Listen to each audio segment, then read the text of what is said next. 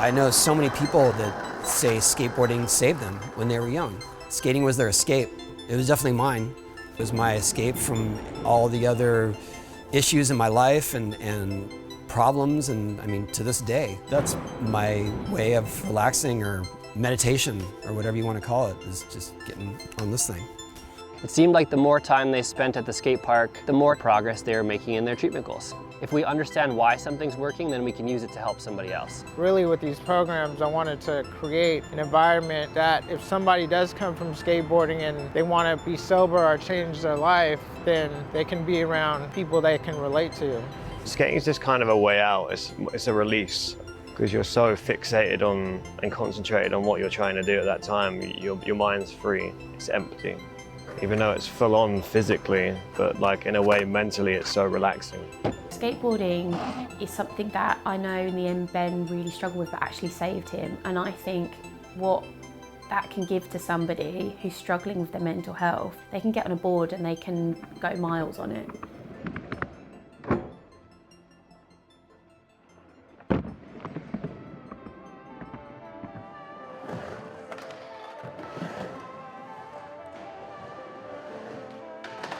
The Skatepark project is a foundation to help build public skate parks in underserved areas, and we've been doing it for 20 years now. We've helped to fund and develop over 600 parks that are open and another 300 or 400 that are being built. Skate parks are about just finding a place where you belong and finding a place for you to do what you love doing and find like-minded people and to go and challenge yourself.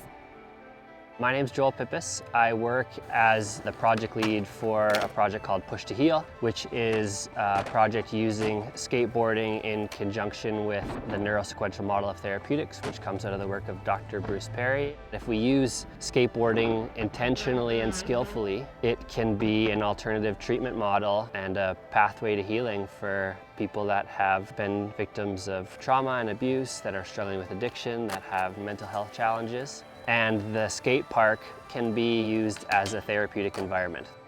Your experiences as a kid, especially with trauma and challenges, is that you're almost destined to repeat that cycle. Anything you can do to help you process that, to help you get through it, and to change the cycle is the most beneficial.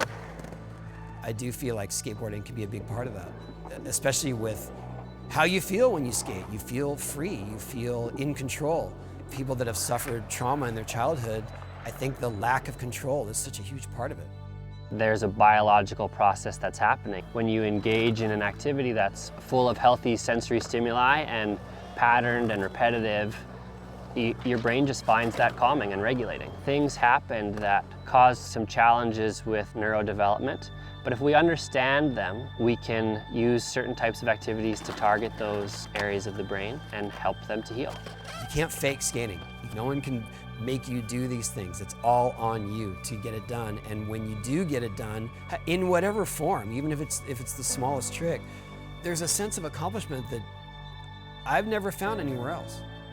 They can have the opportunity to, in a really safe and controlled way, learn social skills and develop relationships slowly. And there's an element of the community that you're a part of at the park, managing and helping you to learn those social skills and that etiquette. You go to a skate park now, like, it's old men, all the way down to young girls, all enjoying the place together and cheering each other on and helping each other learn.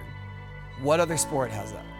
When I had some form of success or a voice that could affect change, I thought the best thing I could do with that is to help build skate parks.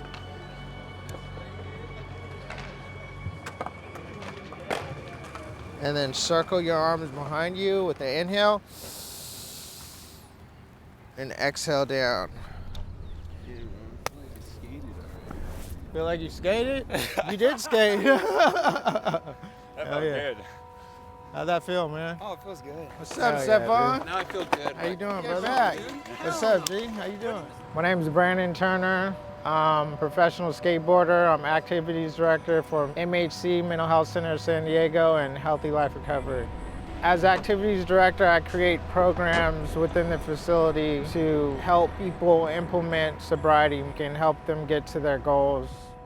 Right here, we're at Pooh Skate Park with the skate program.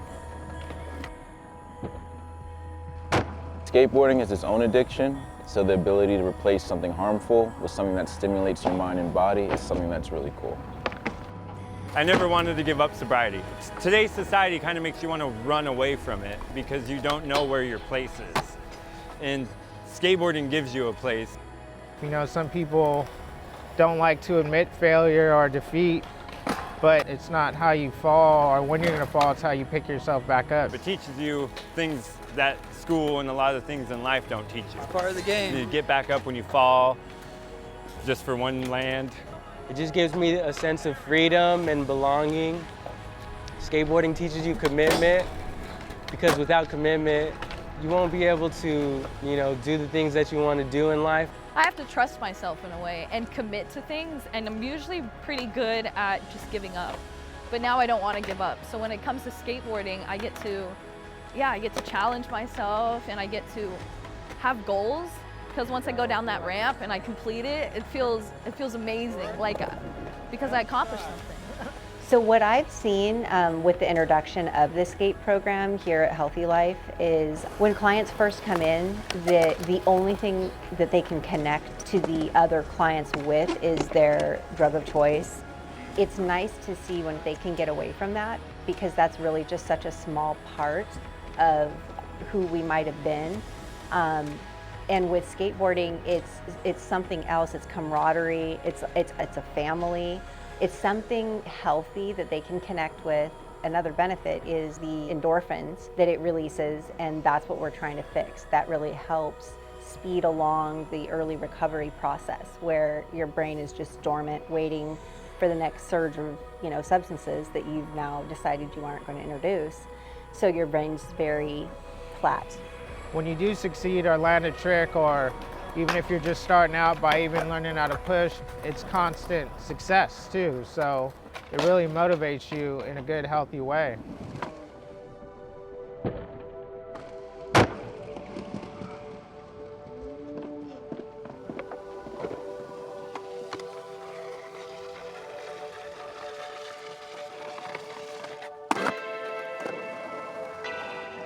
Skateboarding as a career was painted in a light for Ben, that he saw this lifestyle he was really attracted to, where it just looked really fun all the time.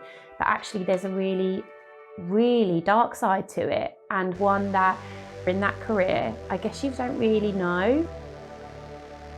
With some of the conversations we have around mental health and skateboarding, there's concerns that skateboarding doesn't address things, but I think it's because people don't always have the tools and the skills and be equipped with being able to address them. I set the foundation up after losing Ben's suicide. Our goal was within the skateboarding community, but anyone we can help, we want to. And we're doing that by doing suicide prevention course and suicide first aid. So again, just getting people talking with signs to look out for and questions to ask, and getting the confidence to do it. And within that, we're doing smile films with professional skateboarders. Seeing when we've had panel discussions and people opening up, it's then opened that conversation and made us realise that the impact it is having and that people are listening. So again, just normalising the conversation within the skateboarding community, which is something that wasn't around when Ben was skateboarding and in the real midst of his career. It's hard to notice when someone's struggling sometimes. People do a really great job in hiding how they feel. What Barney did, it will never stop blowing my mind. Skating through the country was to create awareness for mental health for the Ben Ramis Foundation. Every day was a challenge. Nothing really went according to plan, except to get from A to B within 25 days. But he was so close to Ben, and yet he did the unimaginable. And through that, the awareness that's been raised has kind of gone above and beyond. Throughout the journey itself and with the reposting on social media, I think it reached a lot of people. It's awareness, and it's also hundreds of miles on a skateboard. Even if you're not into skateboarding, will blow your mind. And I think it's carrying Ben and the foundation through the whole country, and is something that's going to be in history forever. Having these these amazing skateboarders on these platforms, enabling those conversations, I think really helps the younger generation and people wanting that career to keep checking in on themselves and to remember that it's not all sunshine and daisies. If you go through things when you're younger and you suppress them and you don't process them, they always come out. And I think that's with anything and any age, but I think especially when you're younger and how you're developing and what you really need. It's scary opening up and talking about it, but it's the best thing setting yourself free of it, especially around the word suicide. There's so much stigma still attached to it, and we just need to talk about it more, normalise these things. Just because it's invisible doesn't mean it's not there, and people want to help. They want to support you.